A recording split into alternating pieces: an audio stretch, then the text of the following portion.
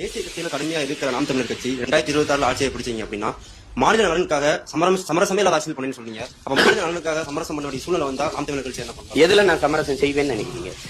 மாநில நலனுக்காக அவங்க ஒரு பாலிசி போட்டாங்க அப்படின்னா நீங்க தமிழ்நாடு செய்ய இருந்தா நீங்க ஒரு சமரசம் பண்ணி வேண்டிய சூழ்நிலை வந்து என்ன பண்ணுங்க? இந்திய பெருநிலத்துல எல்லா மாநிலங்களையும் இந்தி ஏற்கப்பட்டிருக்கு. நம்ம தான் எதிர்த்து போராடிட்டோம்.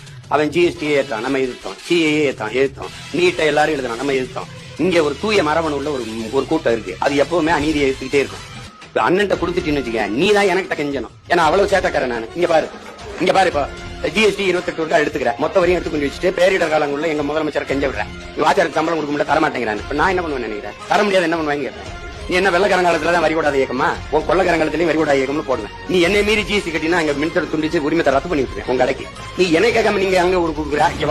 இப்ப நாங்க என்ன முறை கொண்டு வரோம்னா, மத்திய அரசுக்குன்னு நிதி எது? குடிமை பண்ணிக்க படிக்கிறேன் தம்பி தங்கி சொன்ன மத்திய அரசுக்கு நிதி வருவாய் பெருக்கிறதுக்கு ஏதாவது நிதி வருவாய்க்கு ஏதாவது வாய்ப்பு இருக்கா? மாநில அரசுக்கு நிதி தானே மத்திய அரசு நிதி. இன்னும் மொத்த நிதியை வாங்கி கொண்டு வச்சுக்கிட்டு நான் கேட்கும் போது தரமாட்டேங்கிற. நீ வட்டி கடை வச்சிருக்க, கவர்மெண்டா கந்துவட்டி கடையா? நீ உன் வேலை என்ன? எல்லாத்தையும் தனியார் மயப்படுத்திட்ட. போக்குவரத்து, தொடர்வண்டி, மருத்துவம், கல்வி, கிட்டத்தட்ட ராணுவத்துல 100 விழுக்காடு அந்நிய முதலீட கொண்டு வந்துட்டேன். ராணுவத்துல சீருடைய தச்சு கொடுக்குறவன் யாரு? உணவு நடத்துறது, கேண்டீன் நடத்துறது யாரு? சொல்லுங்க, யாரு நடத்துறது? எல்லாமே தனியார் கொடுத்துட்ட. எல்லாத்தையும் தனியார் கொடுத்துட்ட. நீ வந்து பீரங்கி எங்க வாங்கின? ரபேல் போர் விமானம் எங்க வாங்கின? பிரான்ஸ்ல. துப்பாக்கி எங்க வாங்கின? சரி, எந்த நாட்டோட சண்டை போட்டு என்னை காப்பாத்த போற?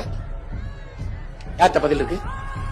எல்லா நாட்டிலையும் ஆயுதங்களை வாங்கி குவிச்சு வச்சு இதுல எந்த நாட்டோட சண்டை போட்டு என்னை காப்பாத்துவ? உலக தரம் வாய்ந்த ரபேல் போர் விமானத்தை இந்தியா